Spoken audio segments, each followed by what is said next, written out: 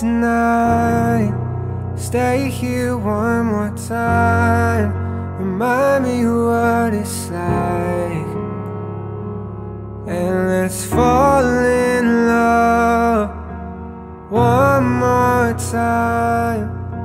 I need you now by my side. It tears me up when you turn me down. I'm begging, please, just stick around.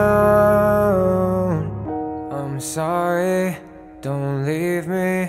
I want you here with me. I know that your love is gone. I can't breathe, I'm so weak. I know this isn't easy. Don't tell me that your love is gone, that your love is gone.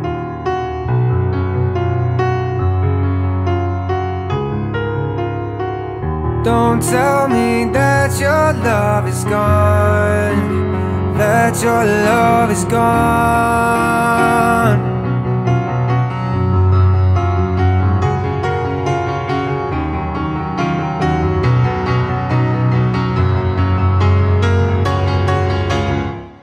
I'm sorry, don't leave me.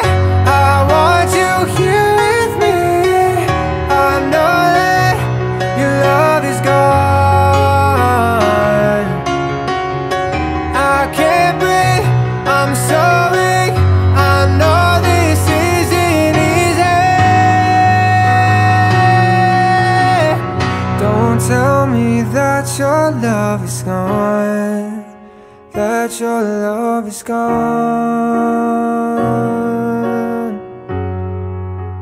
that your love is gone.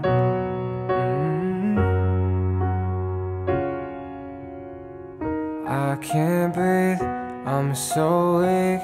I know this isn't easy. Don't tell me that your love is gone, that your love is gone.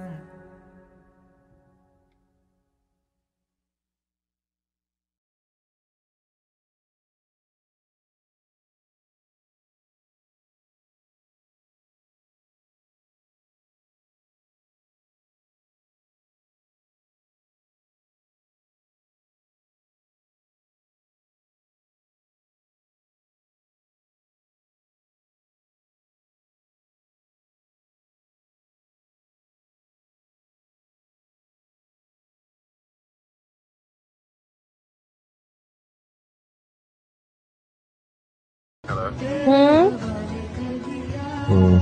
I miss you.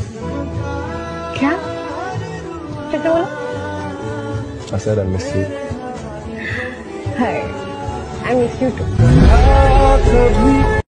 ما بعرف شو قلك لو في ما قلك عن قلبي وشو صاير فيه، ومبين علي في سر بعيني. طمني حسيت بشي، قلبي يا قلبي تكني يا قلبي، مش وقتها هلا ارجع حب. لا الله أكبر الله أكبر الله أكبر. لا إله إلا الله والله أكبر. الله أكبر ولله الحمد. Promise ko, nandito lang ako lagi para sa'yo. Hindi magbabago basta magtiwala lang sa isa't isa. Kapag may problema ka, sabihin mo sa akin. Dahil ang problema mo, problema ko na rin. At lagi kang mag-iingat kahit hindi tayo nagkakasama. Tandaan mo, ikaw at ikaw lang ang buhay ko. mahal na mahal kita.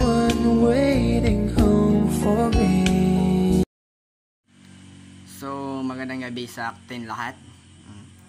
Ako po ay may mensahe sa aking mahal ko, sa taong minamahal ko. Ayan, ang aking mensahe po sa kanya ay malaking kasalanan ko sa kanya.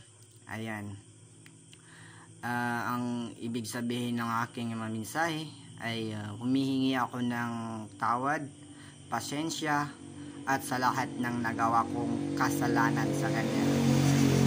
At sana din naman ay mapapatawad talaga niya ako dahil sa aking nagawang kasalanan sa kanya. At sana rin naman na magkaayos kami ng taong sobrang mahal ko. Ayan, ang gusto ko lang sanang sabihin sa kanya na mahal ko pa yung tao na yan. Mahal na mahal ko yung tao na yan na higit pa sa iniisip ko. Oo. Ay, by the way, higit pa sa iniisip niya. Ayan, ang masasabi ko lang sa kanya na sana patawarin niya ako galing sa puso niya at galing din sa kanyang kalooban. Yung pagsusori ko sa kanya na totoong-totoo yung pagsusori ko sa kanya, yung galing talaga sa aking puso, galing sa aking kalooban, na gusto kong mapatawad din niya ako. Ayan, hihingi ako ng sorry talaga sa kanya dahil sa nagawa kong kasalanan na hindi niya ginustuhan, na hindi niya gusto. Sana naman pagbigyan niya ako ng konting pagkakataon at konting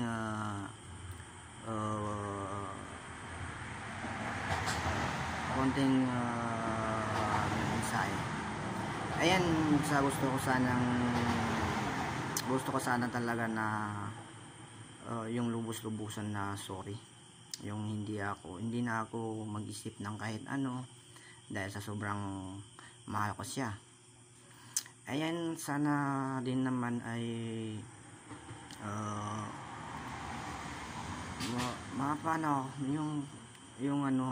tawag nan, gusto ko sanang makita sa kanya na labag sa kanyang kalooban na yung pagpapatawad niya sa akin na totoo talaga. Yan lang ang inihiling ko sa kanya. By the way, masasabi ko din sa kanya na wag niya din akong sukuan, kasi ako lang yung lalaki na effort sa kanya. Ginawa ko lahat para sa kanya, ginawa ko lahat para gumanda ang kanyang pag-iisip, yung hindi na siya nagagalit. Gusto ko na gumanda yung pag-iisip niya, maging masaya siya ulit. Yung dati na ipinapakita ko sa kanya ng lubos-lubusan, alam naman niya ni demonya na grabe talaga ako mag-effort sa kanya.